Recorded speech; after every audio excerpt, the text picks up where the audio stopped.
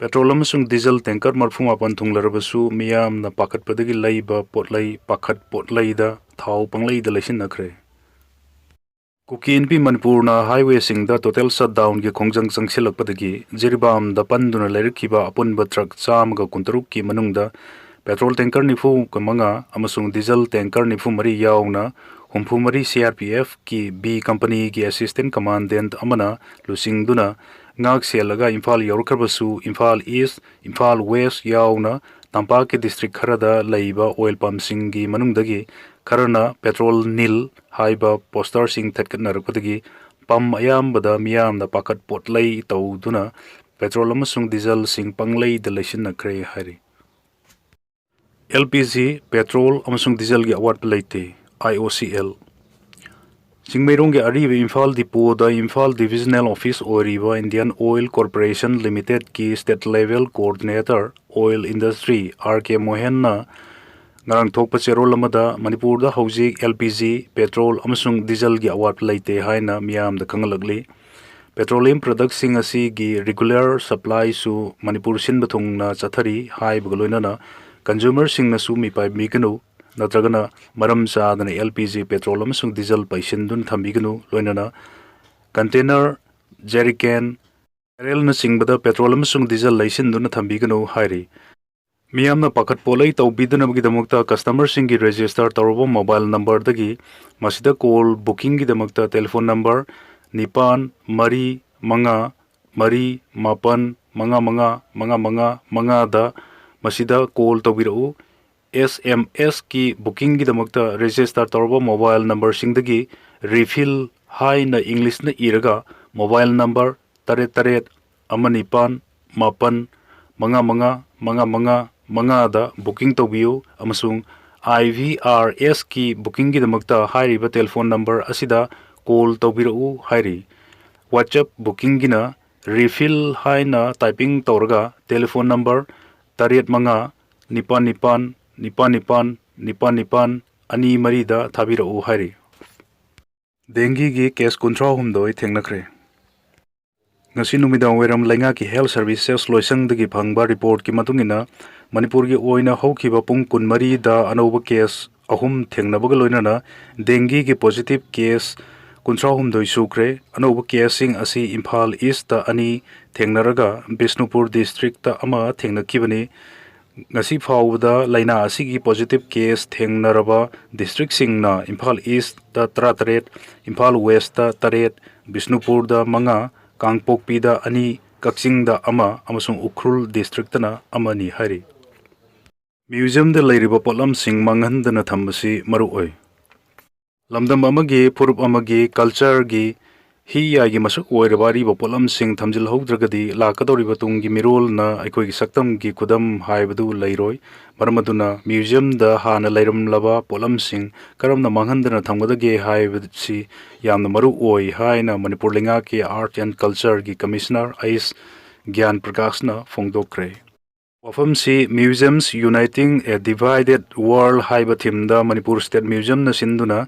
Mapan Kangjebung manakta leiba museum sigi auditorium da pangthokpa International Museum Day thauram da athoiba mitung oina saruk ya khibada mahangna phongdokhibani thauram adu da numit 10 ni chupna pangthorokpa cultural appreciation course da saruk ya khibasing da sakhangse yenthoki thauram sida Gyan Prakash na makhata na haikibada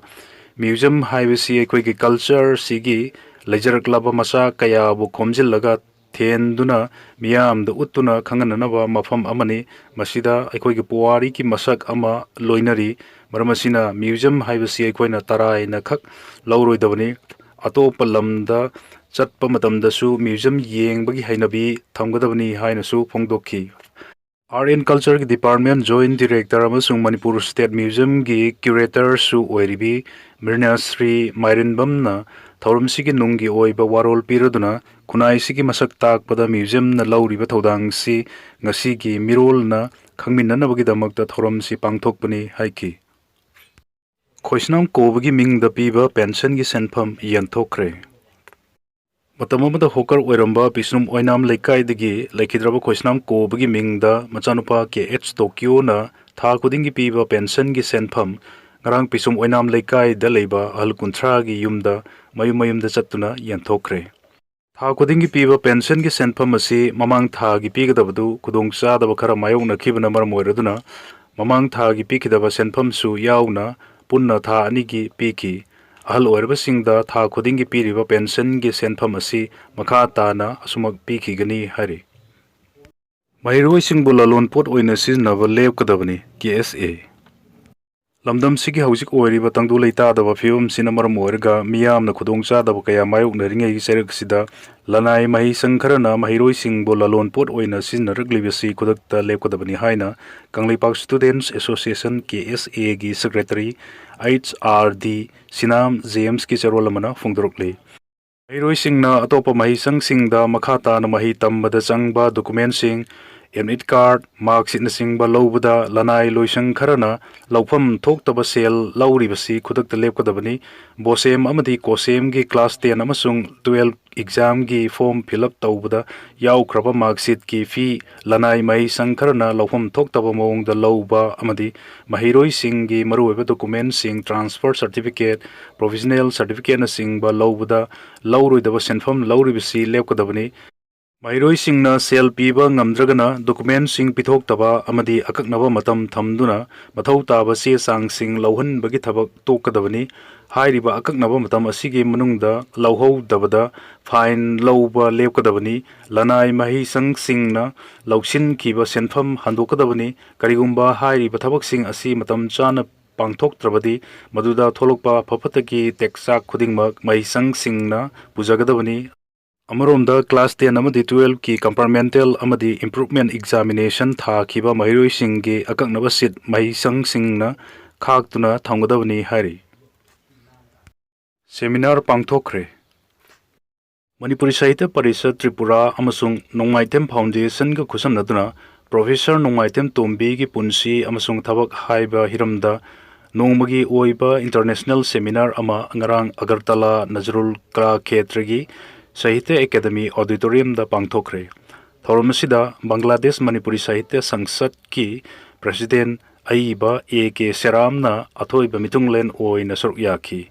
N Prafula Vijay na moderator oiduna pangthokhiba seminar sigi ahanba session da KH Birola L Minana paper parthoki AK Seramna moderator oiduna pangthokhiba ni suba session da W Birmangal K Dhiren L Birmangal na paper paki Thorungi manungsanna ai batara nithoi na saruk yaduna sereng saidinna su pangthokhi hari Persian Gulf Strait Authority na Strait of Hormuz yangsilagani haina Iran na phongdorkre Thasigi tarukta Iran na Persian Gulf Strait Authority PGSA haudokibaga loinana Strait of Hormuz yangsinbagi thabak sing asi PGSA na pairagani haina Iran gi Supreme National Security Council na laukthorkre West Asia da soknariba lan asina yamna maru oiba lambi ama oiriba Strait of Hormuz asi thingjinduna la kibaga loinana ja singna lambi asi sathok sesin taubada sel laugani haibagi wafam su Iran gi maikaidagi phongdorkre Iran Parliament ke National Security Commission gi lucingba Ibrahim Azizi na Strait of Hormuz yangsinbagi thabak asi PGSA na thodang laugani haina lauthokhibaga loinana Strait asi fauduna chatpada traffic ki asoi angam yauduna ba yangsinbagi thabaksu haure haina phongdokre Malemgi energy supply da sa da kun mafam kanduna lakiba Strait of Hormuz asi US amasung Israel na sahi asigi February 19 da Iran da landa ba haukiba matamadudagi lambi asida jahaz sing fauduna chatpada thingba thamduna lakibani lambi asi athingba thamkibagi malemgi kaithel sing da sauna ahongba lakibga lonana laiba kaya da thau amasung energy marang kaina phangdabagi awaba kaya mayoknaduna lakibani Strait of Hormuz da jahaz sing fauduna chatnabagi chana kanglon sing email gi khudhang da miyam da khangalakani haina su Iran gi Top Security Council na phongdorki US na thamkiba peace proposal gi paukum oina Strait of Hormuz yangsinnabagi damakta Iran na official oina anoba body ama semduna laukthorkibani China da magnitude manga dasmik ani yauna ha kiba yuhar da building tarahum do ningkai kre miyoi ani sikre Chainagi Kha Nongsup Thangba Guangzhi region gi Liuzhou city da magnitude 5.2 yauna ha kiba yuar ha ba mada mioi ani laikidre amasung building trahum do ningkhai kre hari yuar ha ba sina mioi lising taret ki mathakta safa gadaba mafum da hongdo han kre amasung mi kanba amasung thibu humba ki thabak operation chathaduna miyam bu soi dangam danaba akan ba section tharang paikatli hainasu lengak asida salaiba news agency mana phongdorkli yuar hawa sina maram oraduna haujik fawda miyoi ama thiba khangdana lairi amasung soklaba miyoi maridi hospital da makha taba layeng sathanaba pukre hari CCTV footage amada yumfam oiduna state broadcaster na phongdokibada laikhidraba miyoi ani adu sahi humfu ga humdoi suruba nupa amasung sahi yangkhai humdoi surubi nupi amani makoi ani matai manauni hari thiba khangdana lairakhiba masagi sahi marfudra mathoi suroba mioi ama hingna phangba ngamkibaga loinana makha taaba layengi damakta hospital pukre hari CCTV gi video sing thaduk narkhibada yuwa ha ba duda masing yamlaba mioi singna awangba building dagi songtarki amasung mioi kayana amangata thoklaba yum singna nansin ki hari mi kanba singna ate akai marakta mi thiba gi thabak sathabada hui singsu yauki hari emergency worker singna helmet uptuna building ningkhairakpadagi ati akai sing adu sengdoktuna mi kannanabagi thabak sing sathari hari state media na phungdor kibada warol amada yuwa habagi saitheng nanglaba mafam adu communication amasung power line sing ising amasung gas supply amadi traffic ki thabak sing mahusa gumna ahong leite hari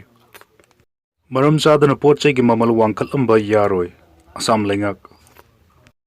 Thau mamal hengat kibana mafam kaya da miyam na numit khudingi siznanaba potlam kaya gi mamal su mari lenaba singgi ayaba yaudana lalon itik tawriba singna hengat na yonbagi pau fangbadagi Assam lengak na state asigi price monitoring mechanism review tawkibaga loinana maram sadana potchai gi mamal hengat lamlabadi akan be action laukhatkani haina section wa thamkhre awang batha ki review mifam amada Assam lengak na deputy commissioner sing the direction piduna district level monitoring committee singi mifam pangthok tuna khana nainaba amasung yengsinnanaba khangan ki masigi mathakta Assam da leriba retail amasung wholesale dukan khudingmakna yoliba polam singi wholesale amasung retail mamal sing adu dukan mamang da thetkadabani haiki karigumba maram chadana pochai singi mamal hengat lamlabadi trade license kakpa yauna akan be action laukhatkani